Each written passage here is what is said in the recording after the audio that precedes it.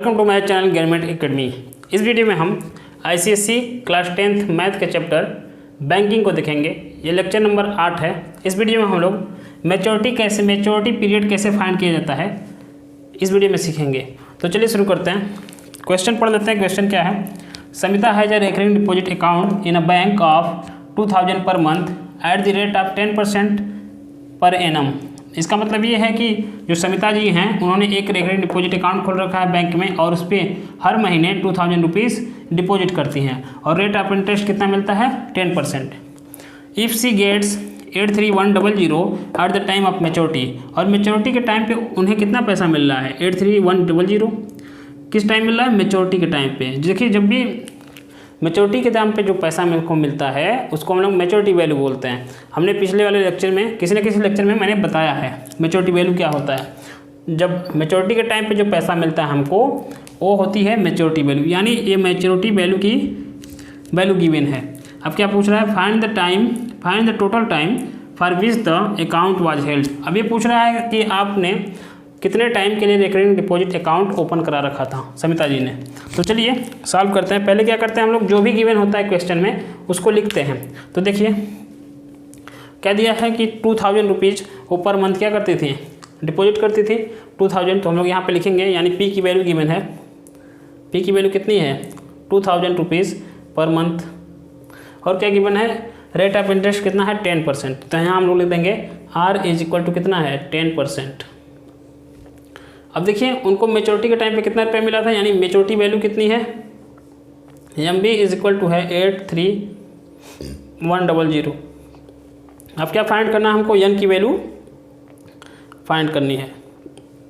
देखिए इस चैप्टर में दो इम्पॉर्टेंट फार्मूले बनते हैं, पहला ये बनता है और दूसरा ये बनता है। हमको एन की वैल्यू फाइंड करनी है। देख रहे हैं कि एन जो है दोनों फार्मूले में आ रहा है, ठीक है। लेकिन यहाँ पे देखिए इस फार्मूले में एम बी की वैल्यू पता है, पी की वैल्यू पता है, एन की वैल्यू नहीं पता है, आई की नहीं पता है।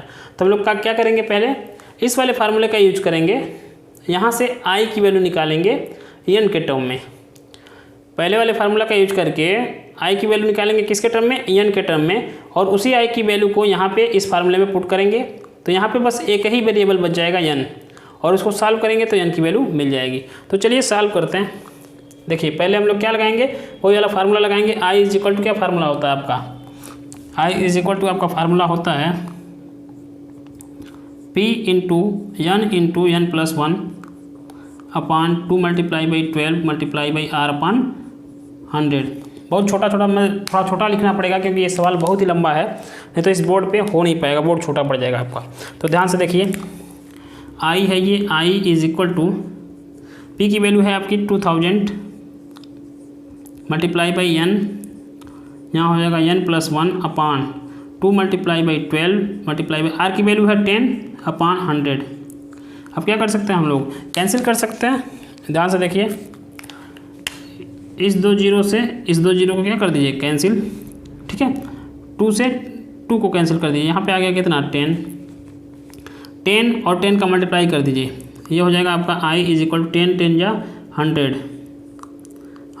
एन बच गया इंटू एन प्लस 1 अपान क्या बचा? यहाँ पे 12 बचा। यहाँ देखिए एन की वैल्यू आ गई, आई की वैल्यू आ गई किसके टर्म में? एन के टर्म में। अगर चाहें तो इसको और थोड़ा सा आगे बढ़ा देते हैं। 100 एन का एन में मल्टीप्लाई किया तो हो जाएगा 100 एन स्क्वायर प्लस 100 एन का 1 में करेंगे तो हो जाएगा 100 एन अपान 12। तो आई की वैल्यू आ गई आपकी एन के टर्म में। किसके टर्म में? एन के टर्म में। अब इसी आई की वैल्यू को हम लोग दूसरे वाले फार्मूले में पुट करेंगे। दूसरा फार्मूला है हमारा M B is equal to P into N plus I. इसी में हम लोग पुट करेंगे और एन की वैल्यू फाइंड करेंगे। तो देखिए यहाँ पे सब कुछ गिवन है। एम बी की वैल्यू कितनी है? 83100।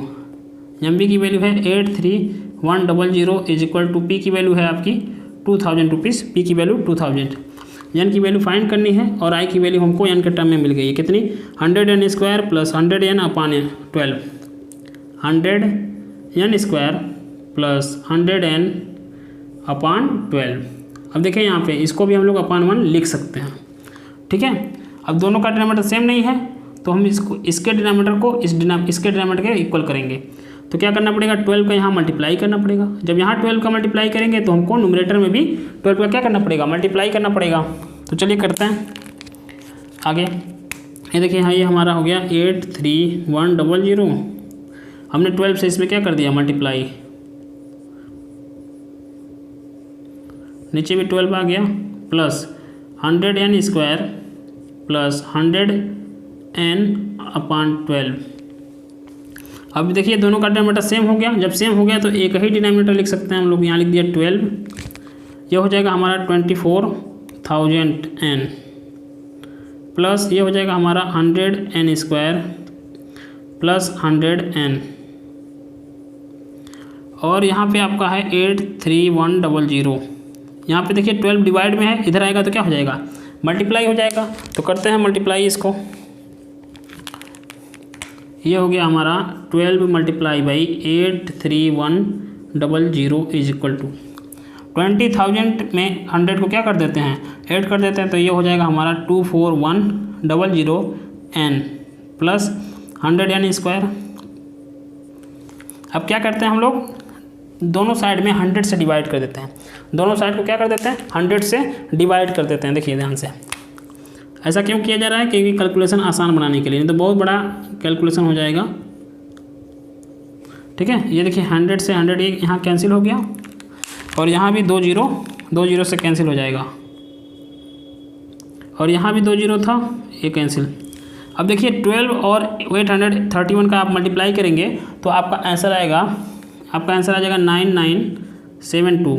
मैंने पहले से मल्टीप्लाई करके रखा है ताकि ये वीडियो लंबी ना हो, फिर भी लंबी हो जाएगी क्योंकि ये बहुत ही लंबा सवाल बनता है। तो आगे देखते हैं। ये हमारा बचा यहाँ पे 241 प्लस n², इसके साथ भी n है, 1 मिनट सॉरी, यहाँ पे भी क्या था, n था। यहाँ पे लिख सकते हैं हम लोग 241n प्लस n²। अभी देखिए इसको हम लोग उधर ट्रांसफ़र कर लेते हैं, किसको, 9,972 को उधर ट्रांसफ़र कर लेंगे। तो ये हम लोग लिख सकते हैं इसको n² पहले लिख दिया, 241n इसको उधर भेजा तो क्या -9972 इज इक्वल टू क्या, 0। ये बन गया एक आपका क्वाड्रेटिक इक्वेशन। अब पता नहीं आप लोगों ने क्वाड्रेटिक इक्वेशन पढ़ा है या नहीं पढ़ा है, लेकिन मैं आगे पढ़ाऊंगा क्वाड्रेटिक इक्वेशन।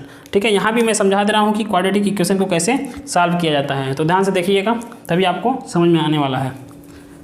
क्वाड्रेटिक इक्वेशन में देखिए, क्वाड्रेटिक इक्वेशन का एक स्टैंडर्ड फॉर्म होता है ax² plus bx plus c। Quadratic equation का एक स्टैंडर्ड फॉर्म होता है ax² plus bx plus c is equal to 0। अब देखिए ध्यान से, यहाँ पे वेरिएबल का पावर 2 है, यहाँ वेरिएबल पावर 1 है, यहाँ पे कांस्टेंट है। ये इसके स्टैंडर्ड फॉर्म में है। जब स्टैंडर्ड फॉर्म में होता है तो पहले क्या करते हैं हम लोग, a और c का मल्टीप्लाई करते हैं। देखिए ये मतलब क्या, x² का जो कोफिशिएंट होता है वो, और c मतलब होता है कांस्टेंट। तो a और कांस्टेंट का मल्टीप्लाई करें तो यहाँ पे देखिए n² का आपका कोफिशिएंट है 1 और यहाँ पे कांस्टेंट है 9972। तो 1 और 9972 का मल्टीप्लाई करेंगे तो कितना आएगा, 9972। पहले क्या करते हैं हम लोग, यहाँ पे ध्यान से देखिए, a और c का मल्टीप्लाई किया, a और c का मल्टीप्लाई किया तो आ गया 9972, क्योंकि a की वैल्यू थी 1 और c की वैल्यू है 9972।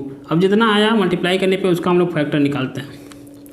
2 से इसको कैंसिल करते हैं, 2 4 जा 8, यहाँ पे 1 बचा था 19 हो गया, 2 9 जा 18, 1 एक को बचा है, 2 8 जा 16 और 2 6 जा 12। फिर से 2 से कैंसिल करते हैं, 2 2 जा 4, 2 4 जा 8, 2 9 जा 18 और 2 3 जा 6।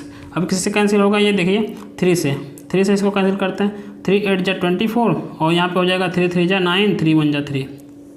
फिर 3 से करते हैं, 3 2 जा 6, यहाँ पे 2 बचा 23 हो गया, 3 7 जा 21 और फिर 3 7 जा 21। अब ये किसी से डिवाइड नहीं होगा, 277 से ही होगा। तो ये आ गया आपका फैक्टर। अब ध्यान से देखिए क्या करना होता है। हम लोग क्या कर सकते हैं आगे, पहले इसको लिख लेते हैं। हमारा है n² plus 241n minus 9972 is equal to 0। अब इसी फैक्टर में से आपको क्या करना है, मल्टीप्लाई करके सिर्फ 2 नंबर ऐसे बनाने हैं जिसको प्लस करने पे, जिसको ऐड करने पे या फिर सब्ट्रैक्ट करने पे कितना आ जाए, 241n आ जाए। इसमें से 2 नंबर ऐसा बनाना है कि जिसको प्लस करने पे या माइनस करने पे 241 आपको मिल जाए। इसको हम लोग इस मिडिल टर्म स्प्लिटिंग टर्म भी बोलते हैं। मिडिल टर्म को क्या करके स्प्लिट करके हम लोग सॉल्व करते हैं। तो ध्यान से देखिए, स्प्लिटिंग मेथड भी बोलते हैं इसको, क्वाड्रेटिक इक्वेशन को सॉल्व करने वाला। अब यहाँ पे देखिए हम क्या करते हैं, 277 एक नंबर ले लिए, ठीक है। 277 क्या किया, एक नंबर ले लिया, माइनस यहाँ देखिए 2 2 जा कितना होगा 4, फिर 4 3 जा 12 हो गया, और 12 3 जा कितना हो गया 36। इसमें से 36 क्या कर दें, माइनस करिए, ये आ गया कितना 241।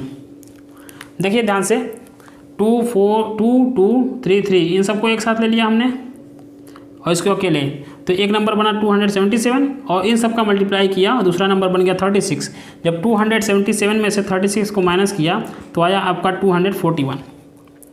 हमको कितना चाहिए था 241। अब ध्यान दीजिए इस बात पे, क्या करने पे आ रहा है दोनों नंबर। अब यहाँ पे लिख देते हैं 36। हमको पता चल गया है कि 277 में से 36 माइनस करने पे आता है। अब देखिए बड़े नंबर का साइन डिसाइड कैसे करते हैं। जो मिडिल टर्म का साइन है वही साइन हम लोग लगा देते हैं बड़े नंबर का, लगा दिए। मिडिल टर्म का साइन था प्लस, तो हम लोग बड़े नंबर का साइन बनाएंगे प्लस, ठीक है। अब देखिए क्या करने पे आ रहा था, माइनस करने पे आ रहा था। क्या करने पे आ रहा था, माइनस करने पे आ रहा था। तो हम लोग क्या करते हैं, अब देखिए 277 का सिंबल प्लस है, तो 36 का सिंबल क्या बनाना पड़ेगा, माइनस। अगर यही मान लीजिए प्लस करने पे आता तो इसका भी क्या बनाना पड़ता, प्लस बनाना पड़ता, ठीक है। तो 277 में से हम लोग 36 को माइनस कर रहे हैं, तब मिल रहा है 241n। अगर मान लीजिए यहाँ पे प्लस ना होकर माइनस होता, इसी सवाल को समझिए ध्यान से, यहाँ पे माइनस होता तब आप क्या करते हैं, तभी तो आपको मिल रहा था। लेकिन हमने क्या बताया कि बड़े नंबर का जो बड़ा नंबर है उसका साइन कैसे डिसाइड करेंगे, मिडिल टर्म से। मिडिल टर्म का साइन माइनस है तो यहाँ पे हमको माइनस करना पड़ता, यहाँ पे हमको क्या करना पड़ता, माइनस करना पड़ता। और 277 में से 36 को माइनस करने पे आ रहा था 241। तो देखिए माइनस कब किया जाता है दो नंबर को, जब उनका सिंबल अलग अलग हो। बड़े नंबर का सिंबल डिसाइड हो गया मिडिल टर्म से, माइनस था माइनस कर दिए। लेकिन हमें पता चला है कि इन दोनों नंबर को सब्ट्रैक्ट करने पे 241 मिल रहा है। इसका मतलब इसका सिंबल माइनस है तो इसका प्लस होना चाहिए, इसका क्या होना चाहिए, प्लस होना चाहिए, ठीक है। कब, जब यहाँ पे माइनस होता तब। लेकिन क्वेश्चन में यहाँ पे अभी माइनस नहीं है, हमने आपको समझा दिया। इस तरह का भी कोई क्वेश्चन आए तो आप कर लीजिएगा। इसलिए यहाँ पे इसका सिंबल प्लस होगा और इसका सिंबल क्या होगा, माइनस।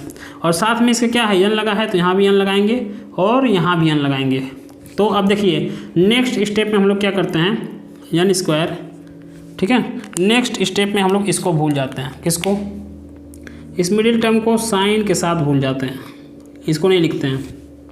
अब जो यहाँ पे आया है उसको लिखते हैं। तो एन स्क्वायर प्लस ये लिखेंगे 277n minus 36n minus 9972 is equal to 0। अब इसको हम मिटा देते हैं, ठीक है।